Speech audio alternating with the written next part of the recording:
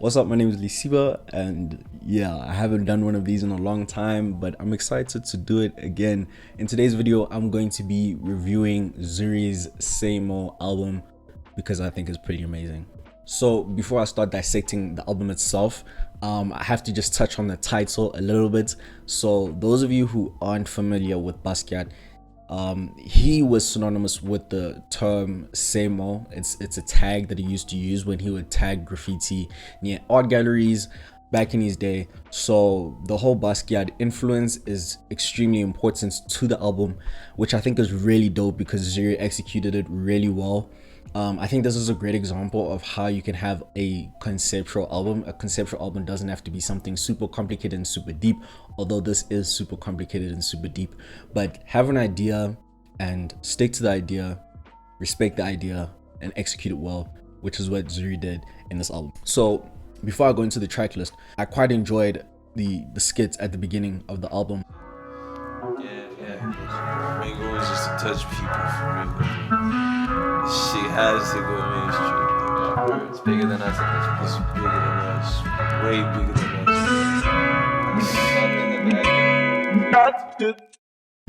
us. Just hearing Zuri talk about how it's bigger than him, and he's really his ambitions for what he wants this album to do. I think like in learning about Basquiat and just watching documentaries and reading up about him and his art, you kind of get the feeling that you can draw parallels in the music and in Zuri really as an artist. Haven't met him and kind of like experienced him through his music, you can understand why he kind of gravitated toward Basquiat as a character. Basquiat, like Zuri, he's kind of very aloof, very artistic, wants to be highly regarded and respected for his music, but very much so had to take the time to find a level of self-acceptance in order to have the confidence to truly pursue this artistic dream that he has in a manner which will be satisfying to him. I don't think he could be a pretend artist, quote unquote pretend artist, or an industry plant, so to speak, where you're given a sound and an image and you just roll with it. That's not really the type of artist that he is. So before we go through the track list, really, I just wanted to touch on like the whole sound of the album. The whole sound of the album, super clean, you know.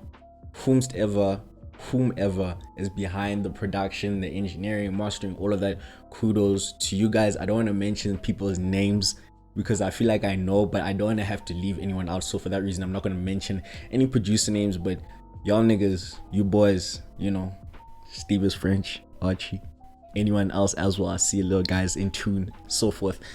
They really did an amazing job of creating a body of work, an actual body of work, not just like songs put together, actual body of work that go together and feels cohesive without actually feeling like one long song, which is really difficult to do actually, because how do you make something feel as one and then simultaneously not feel as one, if you get the point that I'm trying to make? So that's something that's really difficult, and there's a reason behind why the album sounds the way it does, why the production has this nice classical texture. It's because he would sample himself, he would sample other artists. So he would take pieces of other artists, or rather styles of other artists, take them and incorporate them into his art, kind of the same way like a producer will sample another beat to create another piece of art. So that's why the album is so sample heavy. It's borrowing from that ethos of Basquiat sampling other artists rather to create something new, and that's why the album kind of has the texture and the feel that it does, which I think is super dope. And it's like you enjoy you know, people who can execute ideas in that way, because you kind of learn through the music and you learn through them. I would have never have just randomly have googled Basquiat just because he's hyped in modern culture, so to speak. I guess that's what artists kind of do. They can bring you into their world, and I think that's pretty dope. conceptually well done. So as we go into the track list, I'm just going to be highlighting like certain aspects of each song, like certain lines that or certain things that I enjoyed about each song, and kind of draw the parallel to Basquiat. I don't usually do this for albums, but because it is so integral to the creation of this album, I mean, if you look at the album art, that album art is actually taken from Basquiat's, I guess, most revered piece, most valuable piece, which was called Untitled. That is the artwork that's on the cover. But anyway, when we go to the song SAMO, he says something where he's like, I feel like SAMO in the 80s. What it take to be the man, dog? What it take to be the one that make the masses put their hands up? Feel like SAMO in the 80s, dog.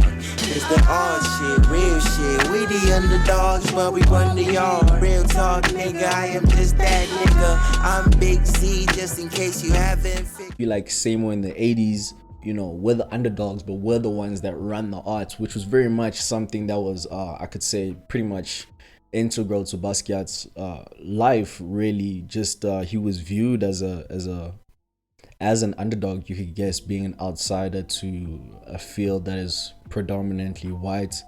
Basquiat being black from immigrant parents, also, you know, not necessarily fitting into that mold of what arts was considered to be. Even his art style, you could say that, you know, he was an underdog in many regards. And if you're not familiar with the story of Zuri, I think you could kind of understand he does feel very much underrated because perhaps he doesn't necessarily fit into the same mold as a typical artist that we would enjoy, whether it be an R&B artist or a hip-hop artist. I guess you could even say as an alternative R&B artist, he doesn't quite fit like the poster image of what an R&B artist, be it mainstream or alternative, could be or could sound like. So yeah, that's really the line that kind of touched me on that point. Then we move on to that's on God. I just wanted to touch on the song because Timmy Powell's that verse was crazy, but particularly from Zuri, the line where he said, I told Telly that this is the year that the wicked is going up. New vibration, that's the heat. Guess that crown I'm working up. I told Telly this the season that the wicked runs it up. Don't touch my hand, little nigga, you might catch a fade. You know what's up. That's on God, that's on my mama. This vibration going up. I think it's very nice to hear, you know, having him say he feels like SAMO in the 80s. That was like, you could say 80s to like 82 when this artwork, the Untitled, the cover art, around that time period is when, you know, Basquiat was considered to be at his peak. So it's kind of nice to hear Zuri kind of drawing that parallel to say like he feels like, yeah, this is his time. You can even hear it in the skit at the beginning of the album where he talks about, you know, this being bigger than him, and, you know, feeling like this has to go mainstream. This has to be the piece of art that has to be appreciated from him in particular. So I really enjoyed, you know, the golden thread that's still going through the album as you go track by track. And then we move on to Indigo Kidz, and Indigo Kidz starts off with like a I wouldn't say it's a skit necessarily, but a snippet of an interview from Basquiat. Enough frustration? I'd say so. And, I mean, does that spirit carry over into your paintings, do you think? Got this hand in my cup, got my blunt in my hand. Intoxicated you, trying to figure a plan. I'm gonna say Basquiat a lot. A snippet of an interview from Basquiat where they ask him, you know, are you frustrated? And they ask him, does that frustration rather translate into your art? And he's like, yeah. And I think, you know, little touches like that are examples of when an artist goes an extra mile, when it's actually conceptual. Things like that are done on purpose because they're creating and explaining and constantly communicating a cohesive idea throughout the album. On Indigo Kidz is where he kind of touches on, I'm just gonna say the line, I wrote it down here, intoxicated youth trying to figure a plan. And I love that. I really love that, because many a time in previous EPs, mixtapes, singles, Zuri has kind of touched on his struggle with addiction.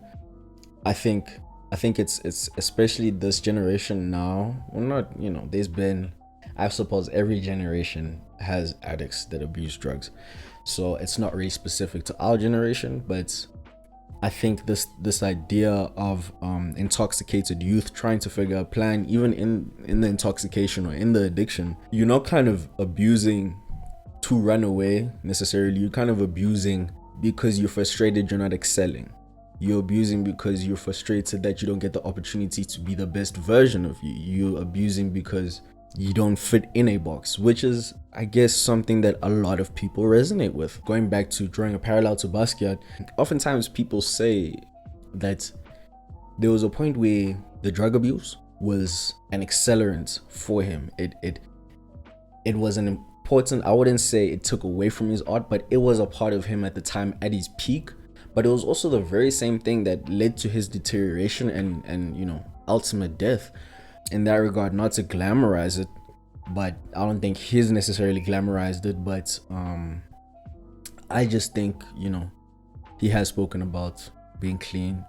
So, kudos to him for being real in the music and touching on it in a way that is artistic and kind of, I don't know, in that very small line kind of explains a lot. Then from there, we go on to Burgundy Part 2. I think it's pretty interesting. If we go back to the song That's on God, he says that he's not the same Zuri from Burgundy, which was on an EP. I believe it was called Skins.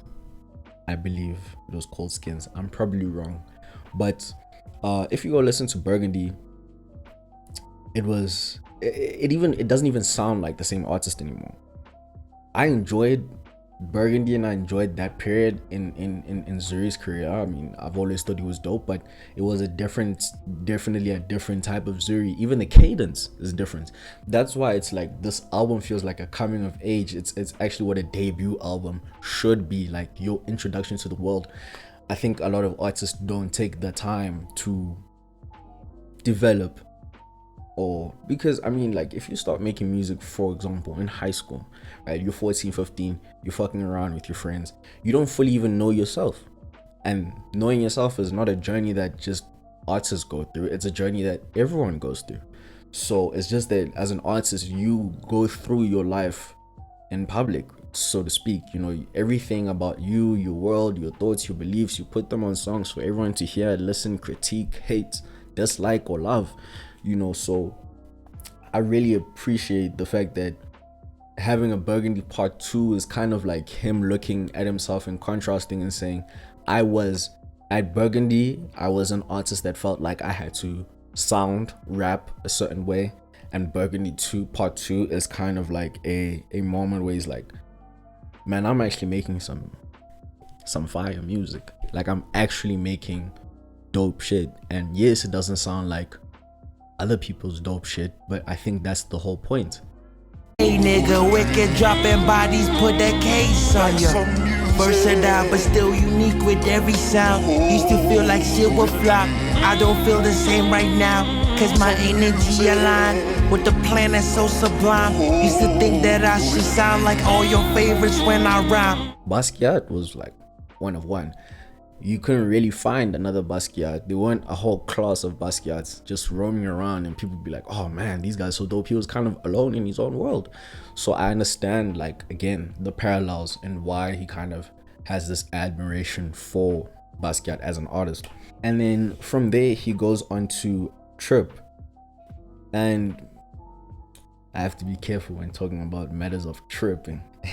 But on the song Trip, what I did enjoy is how the song was built and constructed rather than what's being said. Just the little sounds and how things warp and how things are coming together to sort of personify tripping in a song.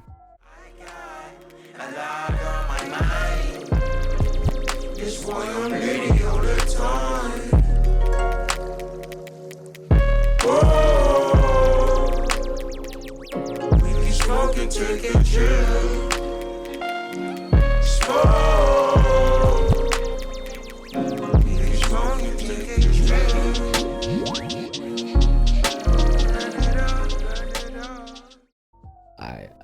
want to advise anyone to do tripping. Nah, I don't care. Shrooms, what? I don't endorse. If you do it, that's you, but I don't endorse. But if you have not, or you have, I think it's a pretty good idea of what the experience is like. Me myself, never mind. And then right after that, we have an interlude. And at the end of the interlude, the interlude is just this dude speaking. And at the end of the interlude, this guy's like, man, I just need something jiggy, for the honeys. and the following two songs after that are exactly that. In Sunset Drive with Oxymoron, Whomst I Also Love, and Bad Girls.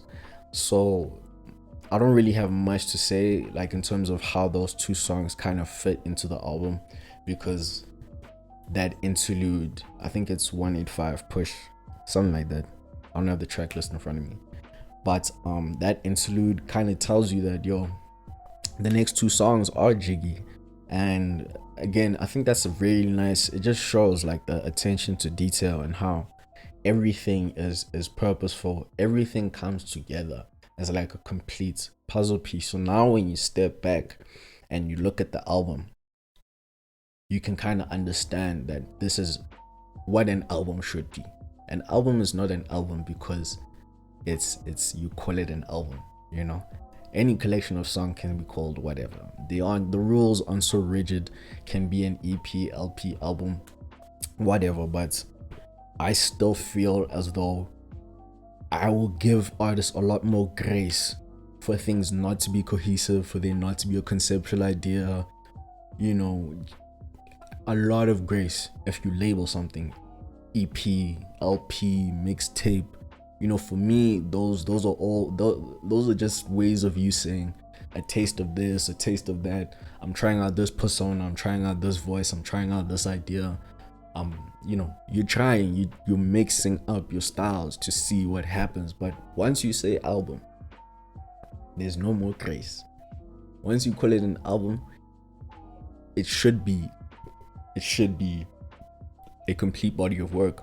So when I look at it, SAMO is that, a complete body of work, from the album art to the sound to the subject matter. It's all cohesive, it's all on purpose. Even the track listing, the sampling, everything is on purpose. So it all aligns together, and that's what an album is. And you only get to debut once. You only get to drop your debut album once. You only get to introduce yourself once. So if you're an artist, take your time making a debut album. Debut everything else. Debut, LP, mixtape, whatever, EP. But take your time with the album. Just want to say, if you did make it to the end of the video, thank you so much for watching. Zuri, if you made it to the end of the video, congratulations on the debut album. It's amazing. Cheers.